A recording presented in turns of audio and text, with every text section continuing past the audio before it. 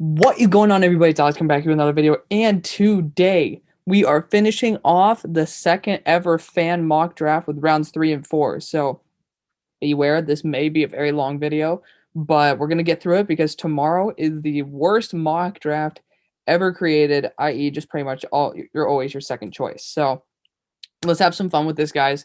Let's enjoy it and let's get going with it. All right. So starting off with the 65th pick in the draft, you guys selected Ben Cleveland. So this was quite a surprise to me, honestly. I didn't think Ben Cleveland was honestly that great compared to like guys like Quinn Miners, Josh Myers on the board.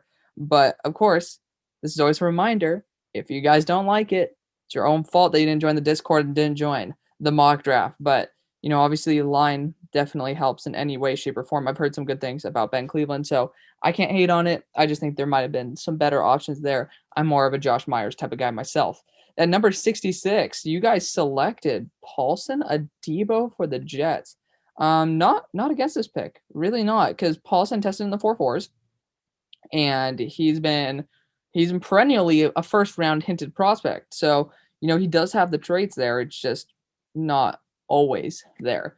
And the fact that he was able to prove that he has the athleticism, maybe he doesn't play at it, and that might be why he's in the third round. But hopefully, after taking some time off, he'd be able to actually incorporate it into his work. At number 66, the Houston Texans are on the board, and you guys ran straight up to the podium with this. Alex Leatherwood out of Alabama. I'm a big fan of this because I think Leatherwood could play guard, or else he can learn from Laramie Tunsil, because I think Leatherwood has a big-ass learning curve if he ever actually wants to be a tackle. I thought he was easily the worst line piece on that Bama front. So, yeah, Leatherwood, if he could play guard, that's going to be ideal. Obviously, learning from Tunsil to be a true tackle would be also pretty damn good. Next, we have the Falcons, and you guys rock a single high safety, and I love it. Richie Grant out of UCF. Big fan of that. So I'm actually quite surprised that we haven't seen Javon Holland come off the board, but Richie Grant's going to be a great single high safety replacement for DeMonte Casey. But I'm going to hint at something. I did this report last night, and I found another safety that's going to be a single high, and my comp for him is DeMonte Casey. His name's Jamar Johnson out of Indiana.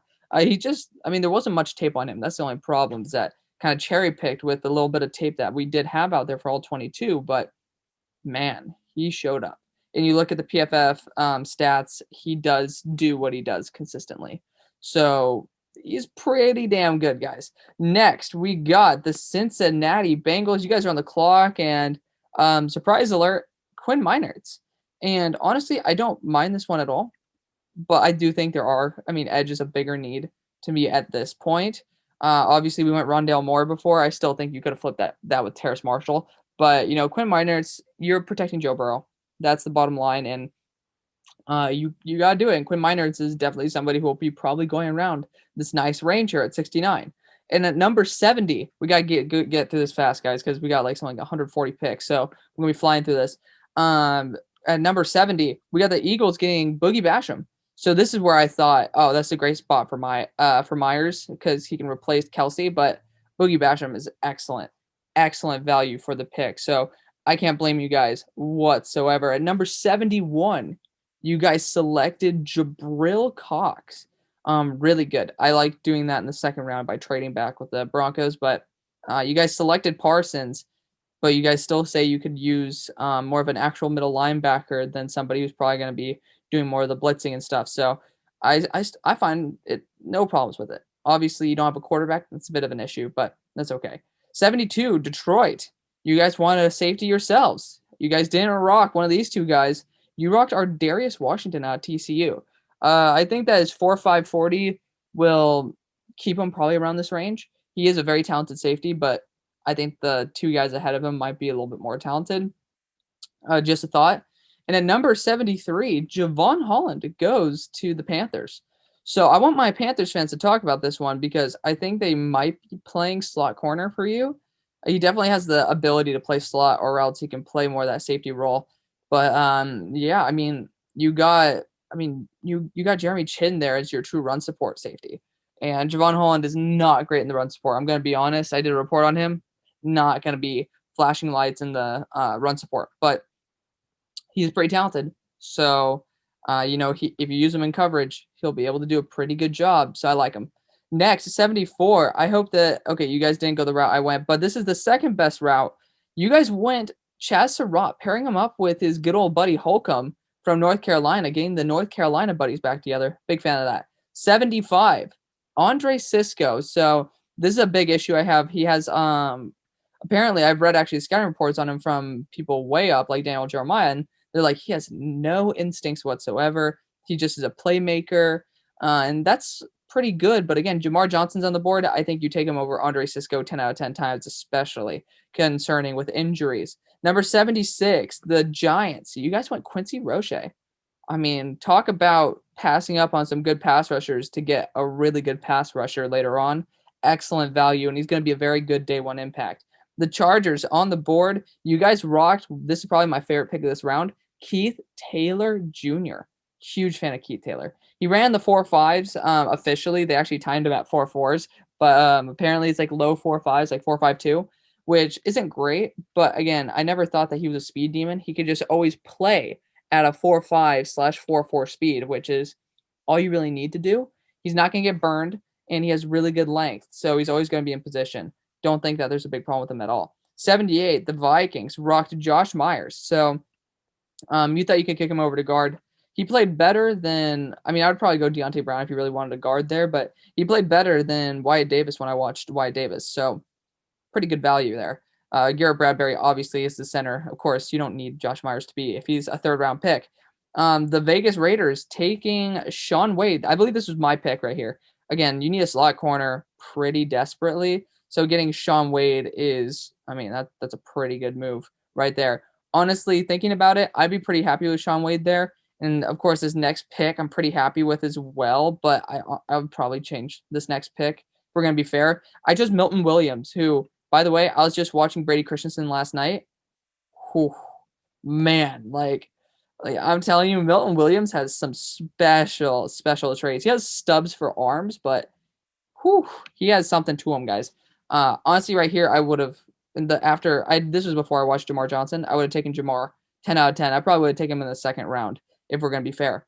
But next at 81, obviously, actually, you guys chose the pick in the second round. I was just subbing in for these two picks. At 81, we got Baron Browning, which I'm a fan of it. Baron Browning tested really well. He won't be here in the actual draft, but if he is, that's a good squad for him to go to. He had character concerns coming into the year. That's why I originally didn't like Baron Browning.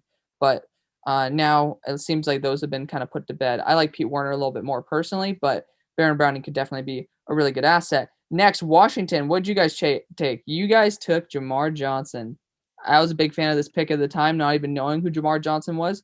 I think this would be a good pick in the second round. I absolutely love Jamar Johnson. That's the bottom line. The Bears are on the clock, and who'd they select? They selected a quarterback, Kellen Mond. A lot of people are starting to get hyped up about Kellen Mond. He has really, really good ball velocity, but I honestly think that if you guys look at, I'm going to be releasing my brand new board. Actually, it hasn't even, because I haven't refreshed this. It's still from the other one. I have a brand new big board that I've been working on all day, and I have Kellen Mond, Kyle Trask, and Davis Mills stuck together because all of them have their own unique traits that make them really good, but none of them are really starter caliber. At 84, we got the Philadelphia Eagles, and you selected a pretty damn good cornerback in Trill Williams. Big fan of him. He has a lot of potential. I think he will be going around the spot in the draft. I like him a lot. At 85, honestly, this is one that I'm not that big of a fan of anymore. The Titans select Brady Christensen, and this is where I'm going to actually spend a little bit of time talking. Brady Christensen, to me, is a late fourth rounder at best. He doesn't have the size, 302 pounds, which is I think it's like 13th percentile for tackles, and then 22nd or 21st for, actually no, it's like it's even lower than that. It's like 22nd or 21st for guard, and it's like he has 32.25-inch arms. And I was like watching, I was like, wow, why isn't Brady ever hitting the guy first? The defender always hit him first, and that's really scary in the NFL where edge rushers know what the hell they're doing with their hands. And it's just Brady can't get his hands on him, and he had no hit power whatsoever. He had no power at the point of attack. Sure, he puts up 30 bench reps. I don't care. You need to see that in action, and I didn't see that at all. I saw more power from Creed Humphrey, who I was still having a problem with his power. So Brady Christensen, to me, it hurts a little bit, but you can slide him into guard potentially. You can just work on his form and potentially get him to play with more power. And that's why I said he's still worth one of those 4th-round picks. Is just, man, it was disappointing. I was ready to put a 2nd-round grade on this dude coming in, maybe a late 1st, thinking that he might be the steal of the draft from his PFF grade. I don't think I've ever been disappointed in a prospect as much as Brady Christensen my entire life. It really hurt. 86, we got the Jets going Spencer Brown. After testing the way he did, like, holy shit, he was in like 99th percentile on most of his drills. Yeah, I mean, this is a good spot for him. Obviously, it doesn't project him to make him any better, but it just shows what is behind the tape. You could see, wow, he is actually a really good athlete, and he is older, but that means he can start day one. Like, he has all the athletic traits to be a really good tackle in the NFL. And the Steelers, I was looking at James Hudson here, who's 302 pounds, and I was talking to the 49ers head scout, and he was like, Alex, I'm going to be honest about guys like, I think I actually helped on this pick. He was like, I'm going to be honest with you, guys like Eichenberg and stuff, he doesn't fit the Steeler tackle prototype. They like some big-ass dudes there. So he named Jackson Carman, and I helped pick this pick, and Jackson Carman it was. And he's a young dude. I don't know why he's getting this much hate. I was saying, like, yo, he's not like a 1st-round prospect. I thought he was like a mid-second, maybe late second. I have him around like the late 60s on my board, but I was honestly quite surprised that he's put this low. He was not the best tackle in the world, but he definitely was serviceable, to say the least. The Rams are on the board, and we don't see another tackle get taken here with James Hudson. We see Pete Werner, and that's a pretty good pick right there. The linebackers were atrocious for the Rams PFF-wise. Browns, I was waiting for whoever would take this. Amari Rodgers, big fan of it. Obviously, he's going to be pretty much a rotational role with Jarvis Landry, but you'll find a way. If he has the ball in his hands, he's going to be great. Next, at 90, Patrick Jones out of Pittsburgh. Honestly, he has some Viking to him. I like it.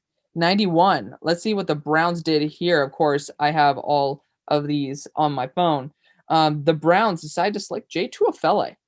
Pretty damn good value for the pick. Honestly, I'd rather go Tommy Togiai, but Jay Tuafele has a lot of potential. He was projected in the 1st round for quite a while. I used to put him to the Buccaneers. 92, and we got Rodarius. Oh, actually, no, we don't. So this was actually where I fucked up. This is Israel Mukuwamu, who could play safety, potentially, but he's just super raw. He's super young. He's actually pretty big. I think he weighed like 215 at 6'4". He's really, really insane as like an athlete. He could possibly play safety if his coverage skills are not that good. In a cover 4, I think he'd be okay though. So we'll see what happens there. This pick was Rodarius Williams to the Bills.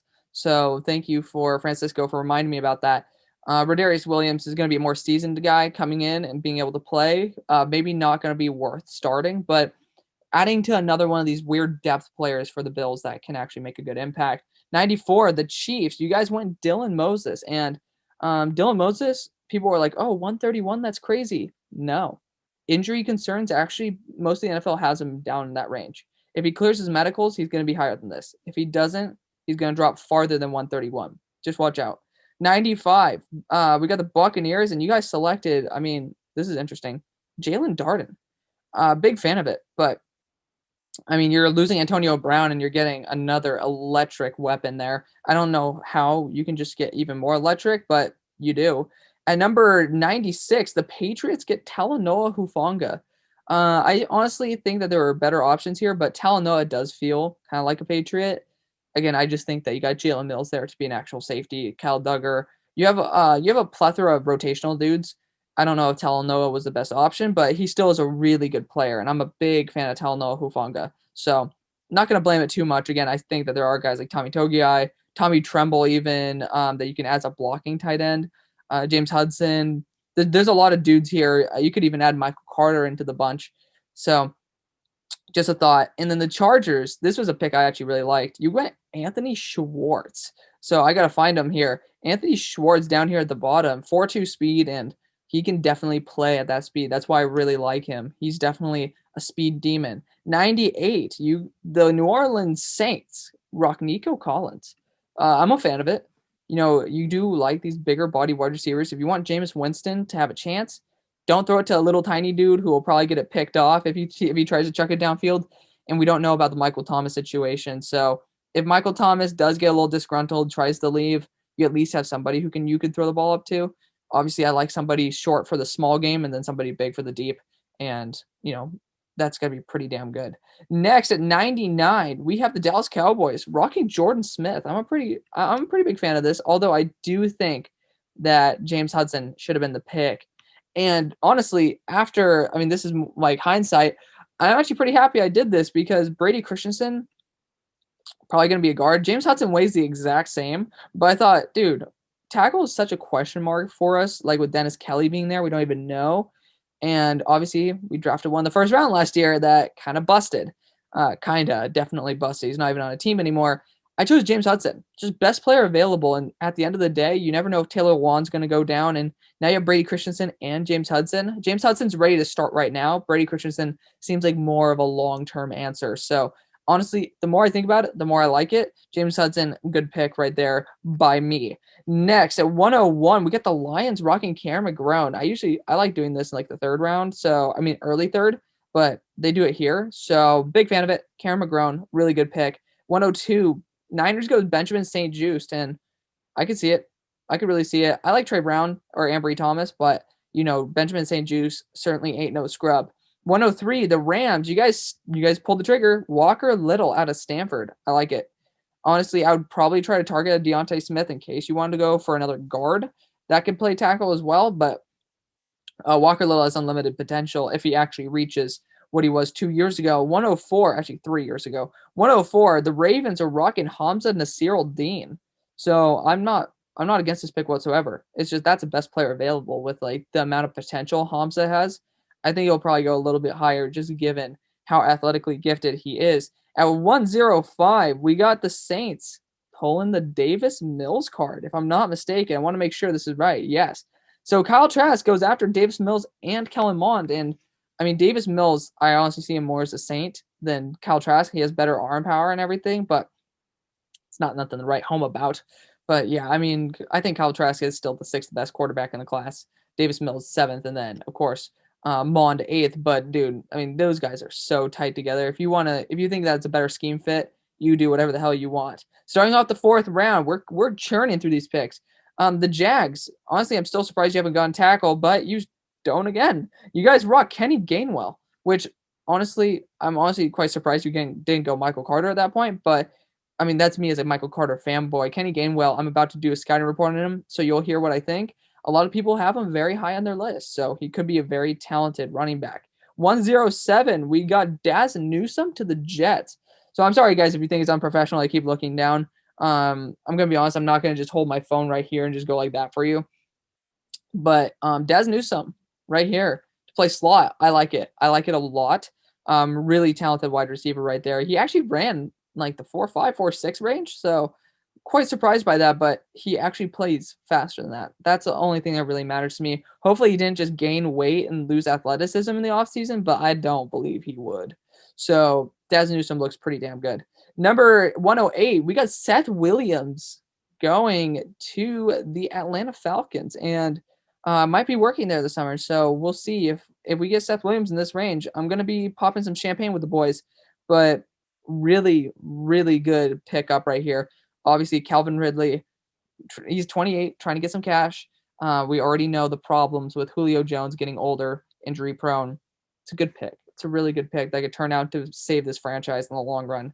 At number 109, we got Tommy Togiai. This is honestly, you got to go best player available here for the Texans. So rock it. 110, we got the Cleveland Browns, and you guys rock Tommy Tremble. Like, you need another tight end, but honestly, you could be seeing some of your guys on the way out. I've seen some very good things on Tommy Tremble. I might do a scouting report on him very soon as well. Number 111, the Bengals go edge. And you do a good job. You get Cam Sample. I think he's more of like a 4-3 D end than anything, but a 3-4 D end, but honestly, he can play 4-3 D end as well. I'm pretty happy with this pick right here. He looks like he has a lot of upside. 112, we got the Lions going Tutu Atwell. Honestly, didn't mind it at all. I'd honestly rock Demetric Felton more than anything just because he's more versatile, but Tutu Atwell ran the 4.4s. He should have ran the 4.2s because he's 155 pounds. Lightest wide receiver, I believe, in the draft era.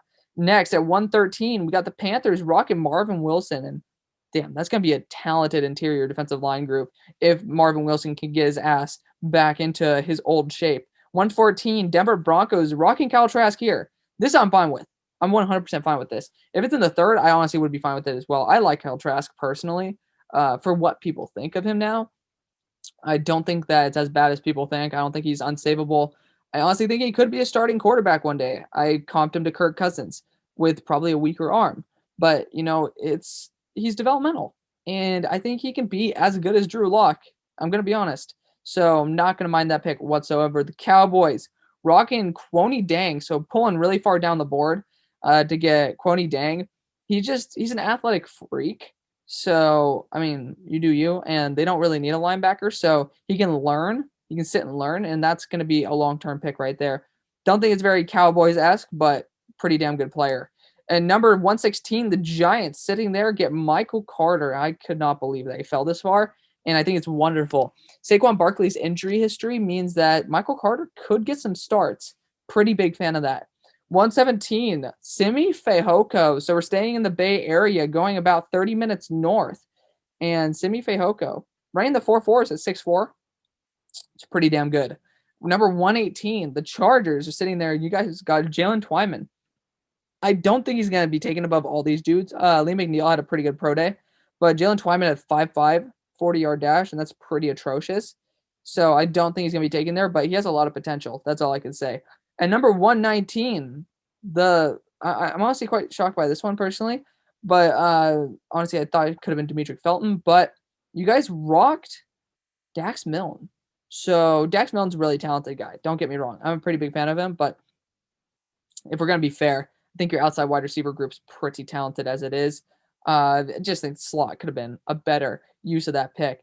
Now, at 120, the Patriots rock Shane Buechele. So obviously, I have a sense that this was more of a meme pick than anything, but he does seem like a Patriot. I'm not gonna lie. People were talking about Zach Thomas there. I was losing my mind. If you guys join the Discord and say anything about Zach Thomas in anything before the seventh round, I will lose it. But at number 121, we're rocking through these picks, guys. We're doing good. We're doing good. 121, the Raiders. You guys rocked Demetric Felton.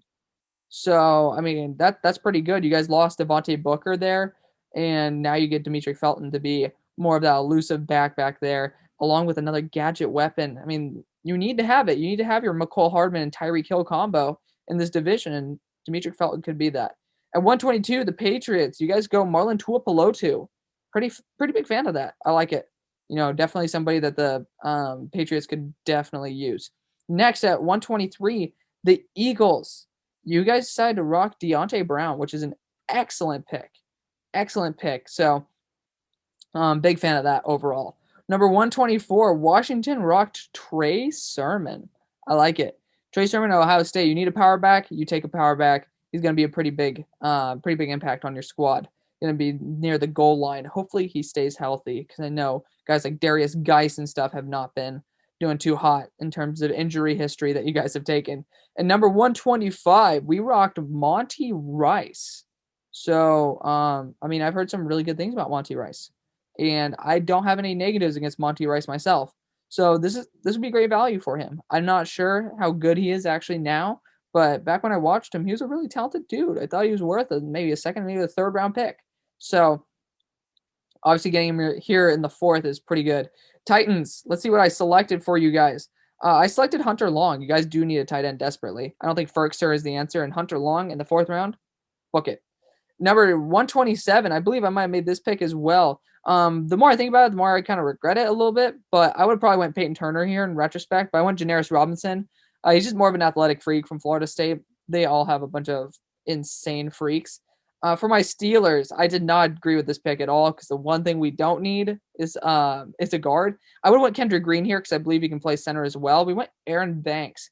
Again, Notre Dame, I could see him being with the Steelers mindset, but I would have rocked a guy like Kendrick Green right there. Maybe Trey Hill or even Drake Anderson. I'm not a fan of Drake Anderson, but he could play center, so I like it. At number 129, the Seahawks went Deontay Smith, which honestly the Steelers should have went Deontay Smith if they want to get a tackle and guard hybrid. But Deontay Smith, he's definitely I mean, you can see him. He should be a guard at his weight. He definitely looks a bit bigger than that, though, especially for being 6'5". He looks a lot bigger, but that's okay. At number 130, we got Tyler Shelvin going to just bolster that nasty run defense that the Jaguars are going to be creating. Again, pretty damn good pick. Good value. At number 131, we got the Ravens rocking Trey Hill. There's your center. So yeah, I'm pretty sure he is a center. I believe you guys did say that he was a center. So yeah, he played center for the Bulldogs. I mean, look at his age. He's young as hell too. So he's definitely developmental. Maybe he wouldn't be good on the Steelers just because we'd have to throw him in to the weeds day one. But I think that he could be a really, really solid pick right there for us, for the Steelers. At 132, you guys selected Aleem McNeil. So I believe you guys already got an interior defensive lineman earlier. We'll check on that really quick, but you guys rocked another one. Aleem McNeil. I want to check. Yeah, you guys got J. Tuafele earlier, I believe, in the 90s. I'm going to check on here just so I don't have to bore you guys with it. So yeah, we got Tommy Tremble with the last pick. And then we got J. Tuafele as well. So you guys are just going best player available. And honestly, I don't mind it at all. So honestly, cheers to you guys. So at number 134, the Vikings. Actually, no, just kidding. We're at 133. The Saints selected Charles Snowden. Honestly, don't mind it. You guys do need some linebacker help as well as a potential pass rusher. He does play off the edge a lot. Honestly, I think he'd be a good selection by the Jets for a wide 9. So I mean, you look at him, he could definitely be more of a blitzing linebacker, more of that Sam linebacker type. He only played on the line of scrimmage when I watched him play, but he has potential. He's 6'7", you know. At 134, the Vikings select a guy who I'm actually a pretty big fan of, Tyree Gillespie.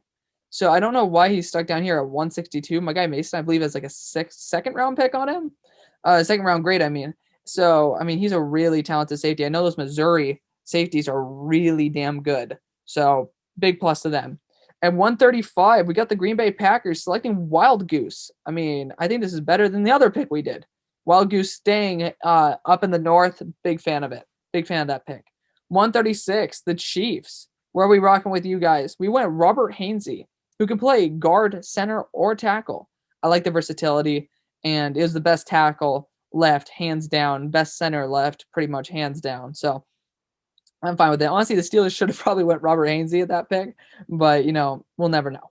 At 137, the Bucks selected Peyton Turner. So this could have been the Joshua Kando pick, but honestly, it doesn't really matter. Peyton Turner really going to be fitting in for JPP there. Big fan of that pick. I believe I was the one who guided that one, but, I mean, I'm still pretty happy with that pick. 138, the Cowboys. What did you guys select? You guys selected Kenny Yeboah. And rumors are saying that you guys are really liking the guy out of Miami, Brevin Jordan. So if you guys are looking for a tight end, you miss out. Kenny Yeboah would be a good 4th round guy. I like him a lot. 139, the New England Patriots select Marco Wilson, which if I'm not mistaken, he is here. But when I'm actually making my big board on another tab, he's not there anymore. I don't know why they took him off, but you know, he just tested in the 4.3s with a 42.5-inch vert. Wow, that's pretty good. Pretty damn good. So I like the explosiveness there. I think that he has a round 4 grade because of the fact that he has personality issues, but he'll probably be taken in the 3rd. The Steelers select Ambry Thomas. I love it. I love that pick for the Steelers. He's a hard fighter. He's used to being in the North, and he's just a really good dude for the locker room. Big fan of Ambry Thomas. And finally, we're coming in on the final picks. The Rams. Let's see. We got another picture right here with the Rams. You guys select Rashad Weaver. I love it. I love that pick so much. Rashad Weaver could definitely be a big impact at the next level. I can see Ellerson Smith being somebody that you add into a rotation as well. Rashad Weaver would just be a really good sub-package dude. And at 142, we got Osa Odigizua going to the Packers. And honestly, I'm fine with it. I'd rather go Darius Stills, given the fact that I wasn't that impressed with the actual tape of Osa Odigizua, apart from the Senior Bowl. But, I mean, you know, pick your poison. They like UCLA interior defensive lineman. It seems to make sense. At 143, the Minnesota Vikings rock another tight end, Trey McKitty. And honestly, I'm happy that we didn't go Kylan Granson, John Bates, Miller Forrestall. Like, Trey McKitty deserves to be around a 4th round pick, 5th round pick. So I like it. And finally, to end off the draft, the last guy selected, to the Kansas City Chiefs is Chuba Hubbard. Crazy that he fell from the skies down to this pick. So, he was supposed to be like end of the first, mid second even. Now he's at the end of the fourth. It's sad. Honestly, I would love for the Steelers to select him or Jamar Jefferson, but you know, obviously this draft turned a little bit different for the Steelers. So that is going to be the draft, guys. So let me know what you guys think. Obviously, we just went through a lot of damn picks, but I hope you guys did enjoy. We should be doing one more fan mock before the draft. We're going to try to squeeze that in. That's going to be insane. But again, I hope you guys do enjoy. I'll see you guys on the far side.